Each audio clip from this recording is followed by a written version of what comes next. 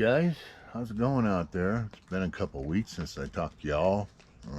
Content to share with you. I do, but it's been kind of crazy the last couple weeks. I've had a lot of personal projects that I've wanted to finish off, and some of you might have seen on my Facebook. If some of you have friended me on Facebook, you saw I was working on a Fender Strat. It's a 2000, I think it's a 2014 or maybe a little newer, 2015, 2016, somewhere in there, I know.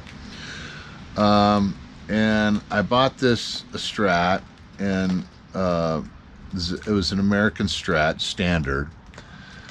I ended up wanting to put together a project, a guitar project, and on my original stuff, I do a little bit of everything. My genre is anywhere from bluegrass, blues, stuff like that. But I've always been intrigued with Jimi Hendrix's tone that he has on his guitar. Now, obviously, there's a lot involved and a lot of aspects to his tone, from the guitar itself to the plexi, and a couple of the pedals that he used and stuff like that. So, which they make today. They make those pedals that duplicate his sound pretty darn good. It's pretty amazing. But I really wanted to, because I kind of stick more with the more cleaner, lighter gain sound on guitar, kind of a clean sound when I do blues and stuff like that, unless I go into a lead or maybe the song calls for kind of a Robin Trower kind of feel, so I might put some distortion in, but for the most part I like the clean Jimi sound that Jimi did. And I've got a couple pedals. One of them's a Jimi Hendrix pedal. It's called, I think it's made by Ibanez. It's like a purple pink pedal, and it's got all the settings to all his major hit songs on there, and plus it has a wah. Now I've got another effects processor that has a built-in wah, and it's got some Jimi sounds in there. So I've got a couple different things to overdrive my thing for my original music. So long story short, I really wanted to chase the Jimi tone that he had on his guitar, and first and foremost, you have to start with the guitar. So everybody knows that he played anywhere from 65 to 69, maybe even a 70. He might have had even a 70 newer Strat that he used before he passed.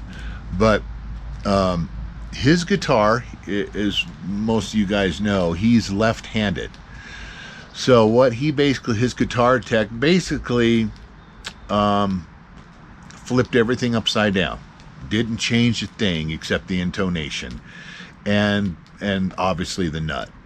So he changed the nut, adjusted the intonation, and he played a right-handed guitar, left-handed, on the left side. So and the reason why he says it starts at the guitar, even though his guitar was stock, but you got to understand, when it's flipped upside down, I wish I had a picture to show you, maybe I'll slap it on here, but the bottom string, or the top string, the big E, fat E, is a longer distance away from the machine head. It has to go a longer distance, because that's usually where the small E goes. So there's a tension thing going on there. And plus he plays, not only did he play a half a step down for the most part, there was tension and stuff. So because he had the strings wound up backwards on the tree, on the machine heads, that alone made a difference. Then his rear pickup, which he used his bridge pickup a little bit, I think he used it here and there, when he'd go into his leads or something like that. A lot of times he played, from what I understand, most of the time he played with the the neck pickup all the way up. So to get that real woody Strat tone, you know, he got that, especially when he played quiet or played with a lower gain. But when he cranked that plexi and played with high gain and his fuzz pedal and stuff like that, you know, I've got all that to do that. But like I said, it really starts on the guitar. So because I'm a half a step down, because of the tension of the strings are backwards on the guitar, and the bridge pickup is tilted the other way. If you know what I mean, you know, on Stratocasters, the bridge pickup is tilted. And so I believe it's tilted forward because he played it backwards, or vice versa, one of the two. But anyways, all that combined really made the tone of his guitar from the, you know, the first step, his guitar alone. And yeah, so, and I believe he used 10 gauge strings.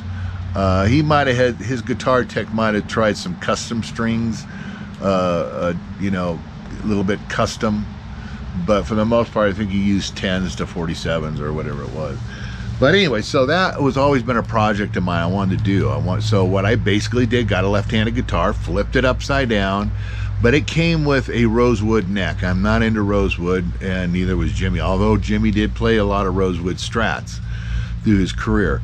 But he, for the most part, he was on those maple necks. So I went to All Parts and got a early 70s maple neck because they have the large headstock. And that's another thing too. Even I think Trower even said that too. He says I like the big headstock, just the fact that it gives it more.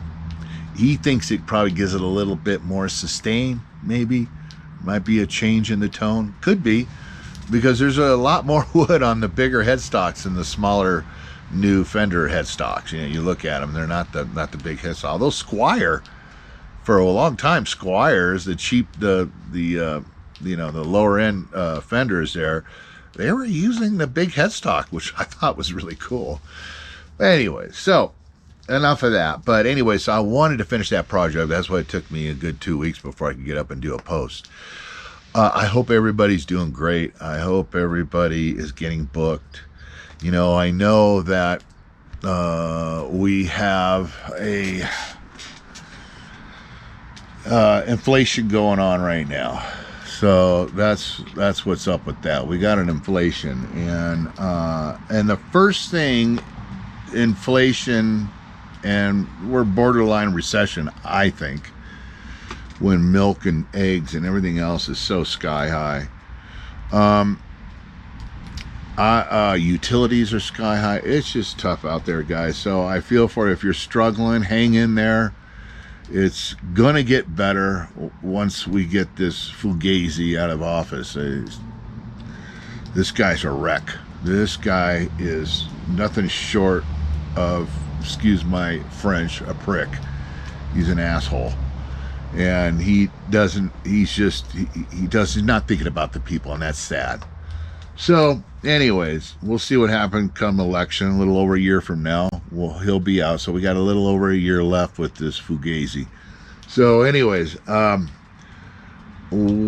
in there. And what I'm noticing is, and being that Kim also, my wife, she works as a bartender at the Moose Lodge, and she's noticing it in tips. So that's the first thing when the economy is screwed.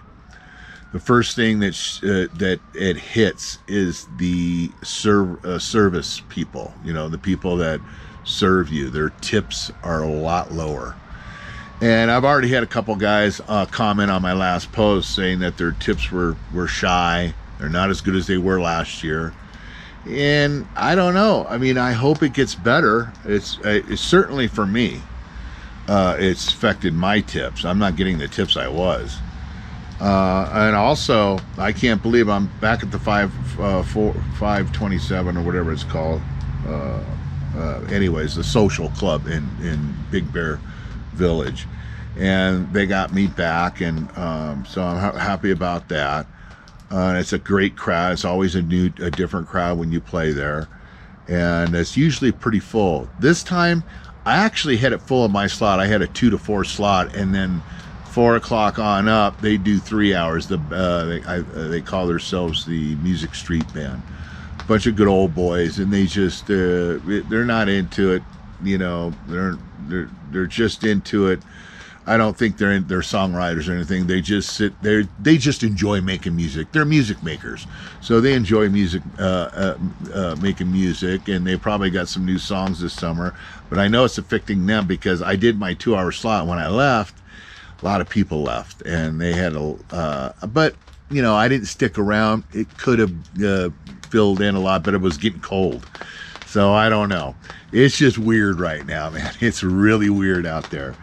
But keep plugging away. If you're trying to get into venues right now, or you're just starting off, don't let this bullshit stop you. I know it costs money to go out and gas. I know gas is sickening too. But if you can, just stick around close by where you live and go out there and hit those venues, lodges, elk lodges, moose lodges, hit restaurants and stuff like that. Restaurants that have bars in them usually will take on solo artist entertainment, you know. So, and even if you get to a place that doesn't really normally do it, maybe you can talk them into doing it maybe once a month. It's a start, you know. So think about that, but don't give up just because our economy's in the shitter right now. Don't give up. What I'm working on now is I'm fixing this. The action was always a little bit high for me, so I ended up filing the bridge on this Taylor that I have, this acoustic Taylor, and I went a little too low. On the big E side, we're okay.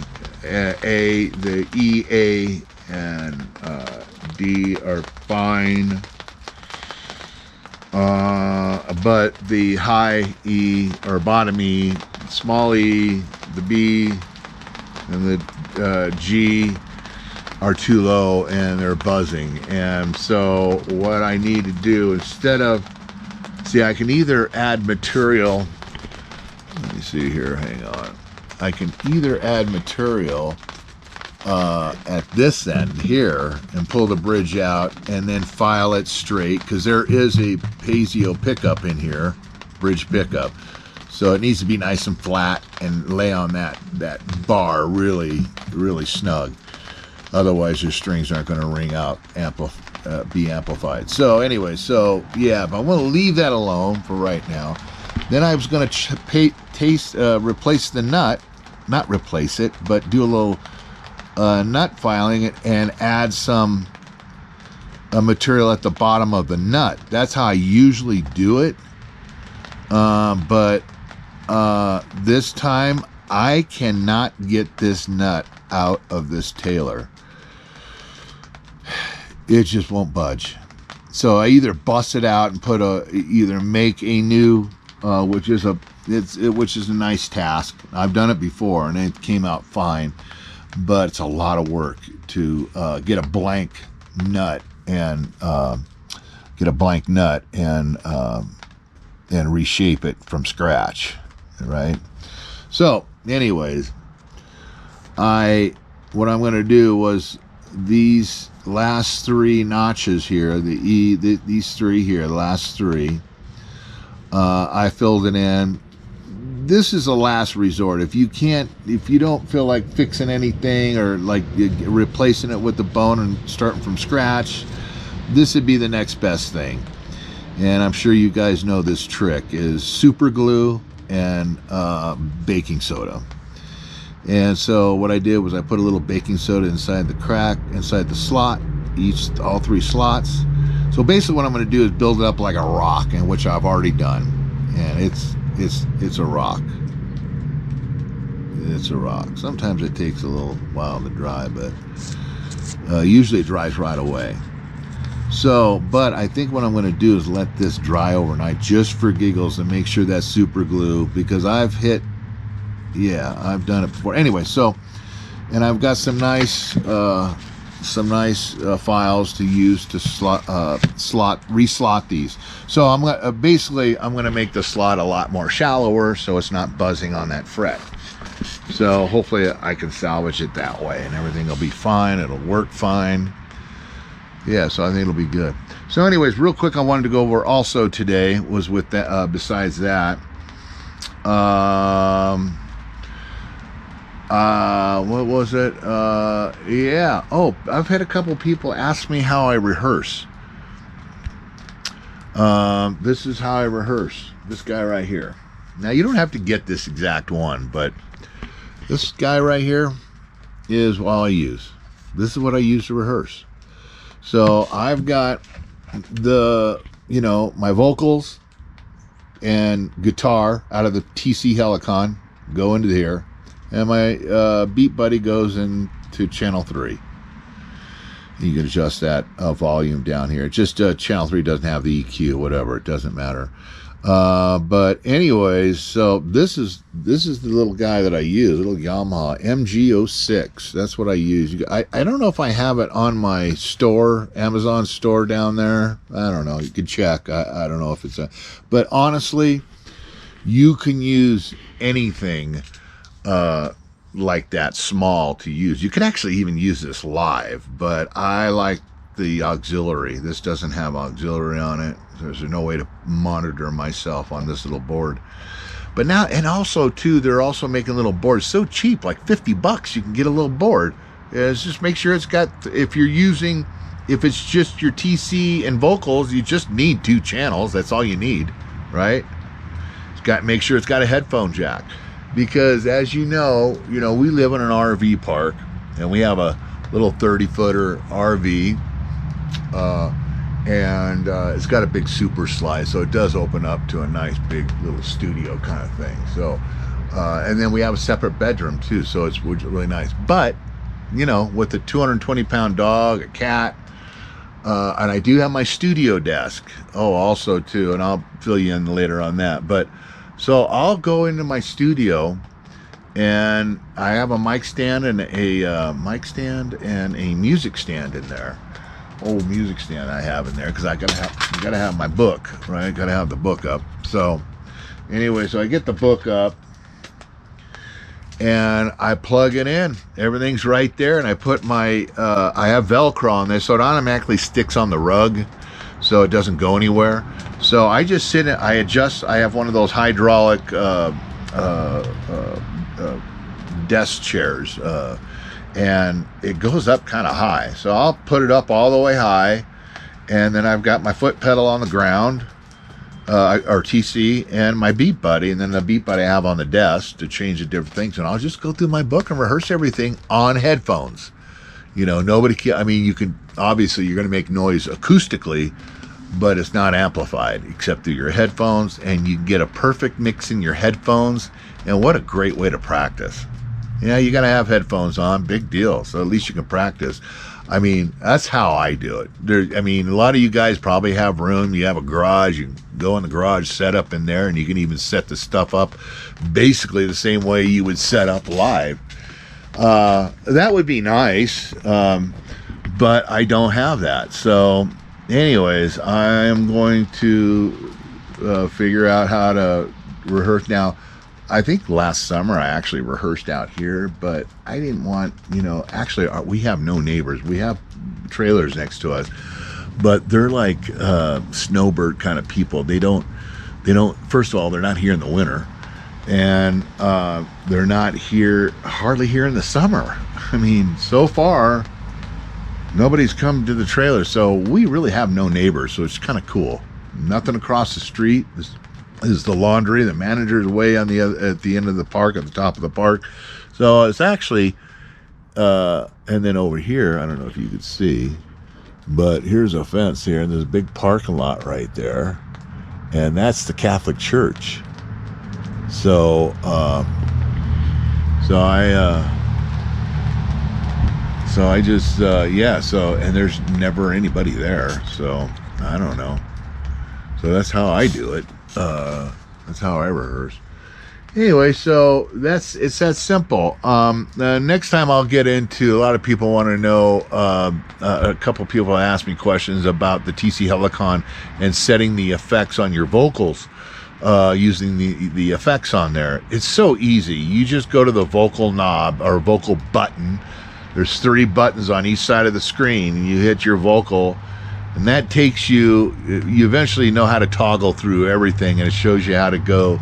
You just go through all your settings, your effects, and figure out what you want. There's doubling on there.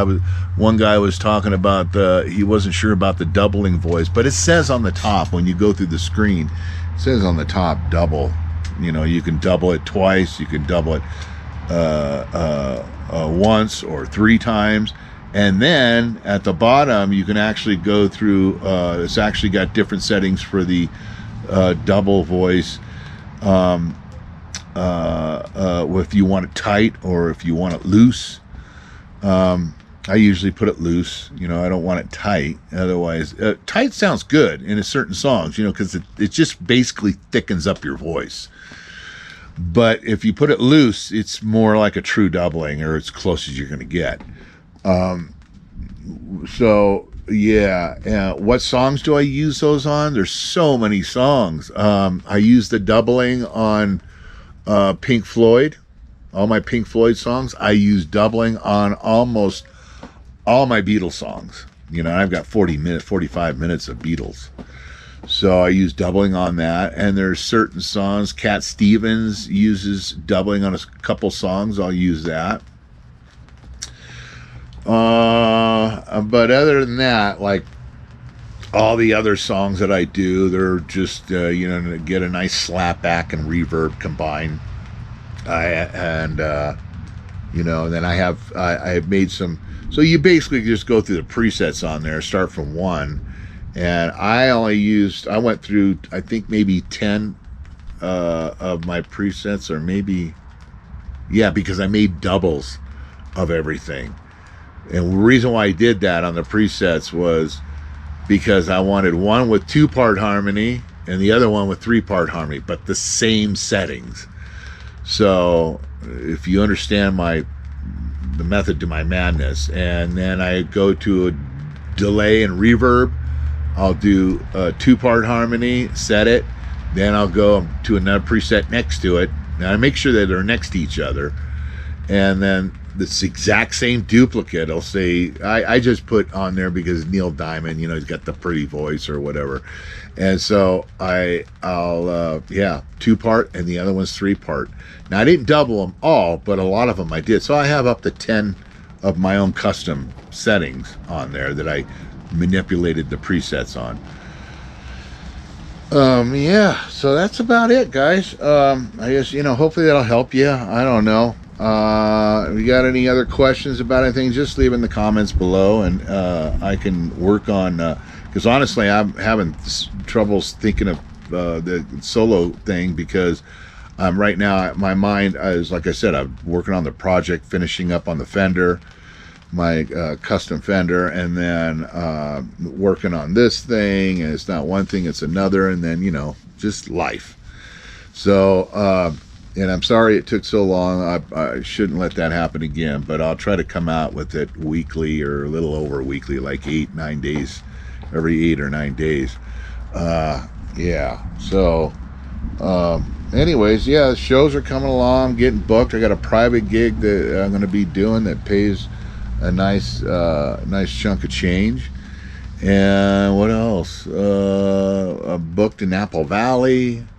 I did that gig in Lucerne. I don't know why they never called me back. I don't have guess I just don't have that biker chain dangling look, you know. Who knows? I don't know. Anyway, so you guys, I hope you're doing wonderful. Keep at it. Don't stop.